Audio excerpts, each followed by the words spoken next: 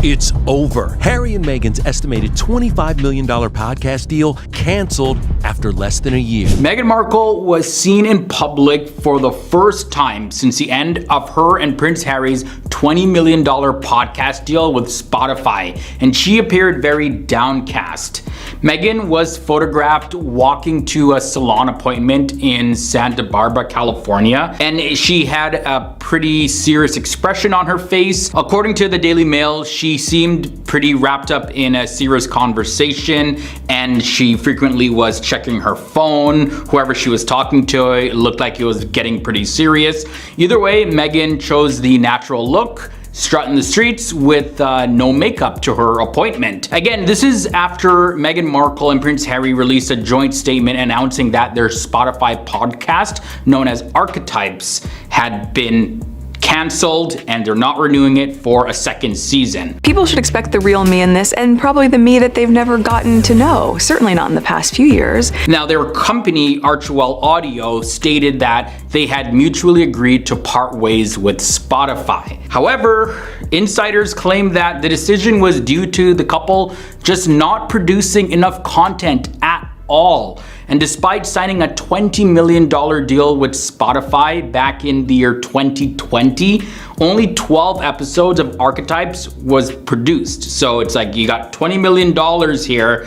Spotify wants more than 12 episodes. H&M issued a joint statement with Spotify saying they have mutually agreed to part ways and they are proud of the series. Following the announcement of the termination of the partnership, Bill Simmons, Spotify's head of global sports strategy, criticized Harry and Meghan and calling them lazy and effing grifters during an episode of the Bill Simmons podcast. Wannabe, depending on whether it's useful to them that day, Royals, Duke and Duchess of Sussex. They have been described as beeping grifters by a Spotify executive after their reputed £15 million podcast deal was dropped after just one series. He jokingly expressed regret for not being involved in the negotiation and shared a story about a Zoom call that he had with Harry to help him with a podcast idea. He said, "I've got to get drunk one night and tell the story of the Zoom I had with Harry to try and help him with a podcast idea. One of my best stories,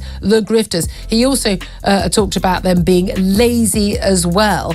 Also, according to another industry insider, Spotify is shifting its podcast priorities to focus on creators who have very strong audiences like Alex Cooper, Dax Shepard, as well as Emma Chamberlain, people like that. And the source also mentioned that there are many great content creators out there eager to produce content for Spotify. And I guess they were pretty surprised that Meghan and Harry, being who they are, just weren't eager to pump out more content. Opinions about the podcast cancellation vary among royal experts as well as the public in general, with some expressing disappointment, as well as some are saying that it's a huge failure for the couple, Harry and Meghan, and that this could potentially lead to the collapse of their empire. Biographer Angela Levin added that there is a sense of wariness among the public towards Meghan and Harry. She specifically said this: "People are fed up with them now." Also, royal expert Kinsey Schofield, she chimed in on this saying, and I quote, "It was reported Harry and Meghan were going to be making content together, but I think innately both Harry and Meghan are incredibly boring. It's hard to hear a woman preach about feminism when we know she elevated herself through marrying a prince. The reason she has the platform she has to preach down at you is because she married a man, and that's the only reason she has that opportunity."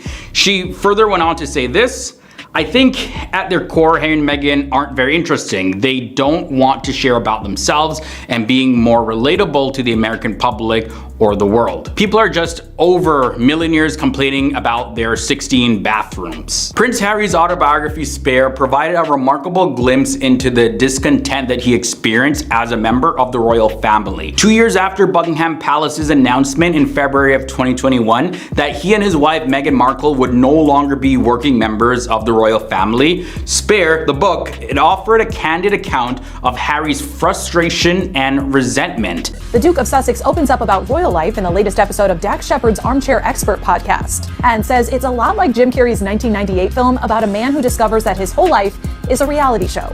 Let's get off this mask, Jeff. I can't see his face. Go to the cabin. Cabin. And it also became very apparent that these feelings had been brewing for years, predating his relationship with Meghan Markle, which began in July 2016, around that time.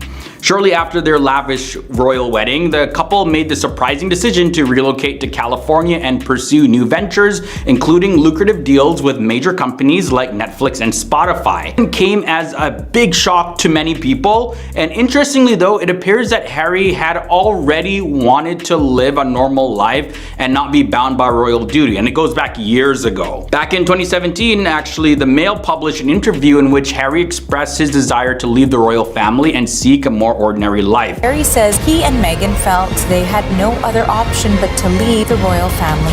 I'm genuinely concerned for the safety of my family. The safety of his family is of utmost concern to Prince Harry. So after he and Meghan Markle stepped down as working royals in 2020, he was naturally upset when he learned that their security would no longer be paid for. He spoke openly about the challenges of finding a meaningful role within the confines of royal life and admitted to experiencing near breakdowns on multiple occasions.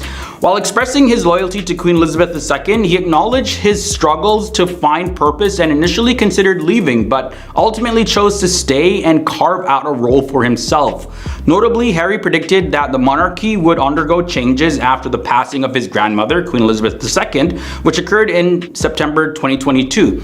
And he made the astonishing claim that nobody within the royal family desires to be king or queen. And in Harry's own words, he said this: "I'm determined to have a relatively normal life, and if I'm lucky enough to have children, they can have one too. We don't want to be just a bunch of celebrities, but instead use our role for good." And then he insisted that any change would actually be for the greater good of the monarchy. And then he went on to say that we're not doing this for ourselves, but for the greater good of the people and the monarchy we represent. There is so much negativity in the world. We as a family try to bring something positive. And also in his memoir Spare, Prince Harry, he delves into the profound grief that he experienced after the passing of his mother, Princess Diana, as well as he talked about the long-term effects of it. How is it that so many people that never met this woman can be crying and showing more emotion than I actually am feeling? It ain't gonna change. He had previously spoken about it in a heartfelt manner in 2017 also, and that's where he addressed that he saw a lot of solace in going out and partying. So yeah, he talks about this way before he even wrote his autobiography Spare. Harry reflected on the difficult experience of walking behind his mother's coffin at a young age. The death of their mother in 1997 was devastating for both boys, but was one affected more than the other? Surrounded by a multitude of onlookers, both in person and through TV, and he believed that no child should be subjected to such a situation. He admitted to burying his emotions and allowing the turmoil around him to affect him deeply during this time at Eton. It was that love that even if she was on the other side of a room, that you, as a son, you could feel it. To myself and William, she was just the best mother ever. She would just engulf you and squeeze you as tight as possible, and there was no escape. You were there. It wasn't until he joined the army in 2006 that he felt a sense of fulfillment and purpose. Unfortunately, his military service was cut short in 2007, and Harry expressed resentment over this, as being in the army provided him with a sense of achievement and belonging. And he definitely cherished the feelings of being a part of a team and being seen as Harry rather than Prince Harry. Following this setback, Harry indulged in years of wild partying, which led to public criticism of his perceived lack of positive contribution to his privileged royal life. However, in his mid-20s, he recognized the need to confront his grief and make changes. With the support of professional help recommended by his brother William, Harry embarked on a journey of self-discovery and redefined his role in a way that earned him claim public respect and affection. This included advocating for injured servicemen and women and addressing mental health issues. So there's definitely been a big turnaround in Harry's life, and he's definitely hinted that he wanted to not be part of the royal family, and he said this years ago, so it's definitely not a new phenomenon. He's also saying that people should stop blaming this whole decision on Meghan. But I'm curious to know what you guys think about this. It didn't go, I'm sure, as smoothly as Harry envisioned in his mind when he decided to break away from the royal family. But either way, we know that it's nothing new that just came up out of nowhere. I think people are just a little bit surprised that it actually happened when it happened. It seemed to coincide with his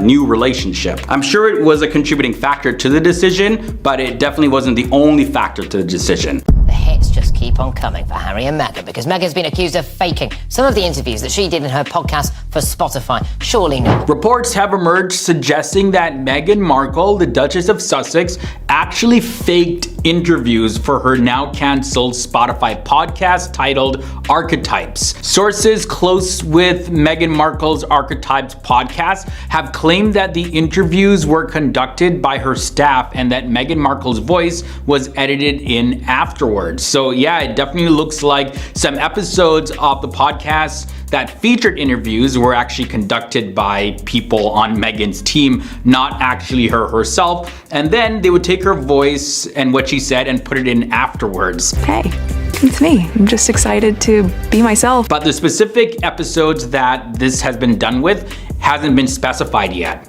However, journalist Alison Yarrow, who appeared on the podcast's 4th episode, previously revealed that she was interviewed by an audio producer named Farah Safarfi, and Meghan Markle's voice was later edited into the episode. Etymologists believe that the word kind of came out of this Greek insult. And Alison Yarrow expressed gratitude to Farah for a great interview. So knowing this, that right there is proof, at least in one case, that this happened. Other high-profile guests on Archetypes were Serena Williams, Mariah Carey, and Mindy Kaling. So as you could imagine, these allegations have raised questions about the authenticity of interviews featured in the podcast. But actually, the podcast ended up sounding like a very, very kind of bland, run-of-the-mill interview podcast. And I think that's why people are a bit confused. Now, fans and critics alike have in the past complained about the podcast sounding very robotic and inauthentic. So this could possibly be a contributing factor to that. This all began back in 2020 where Prince Harry and Meghan Markle signed a $20 million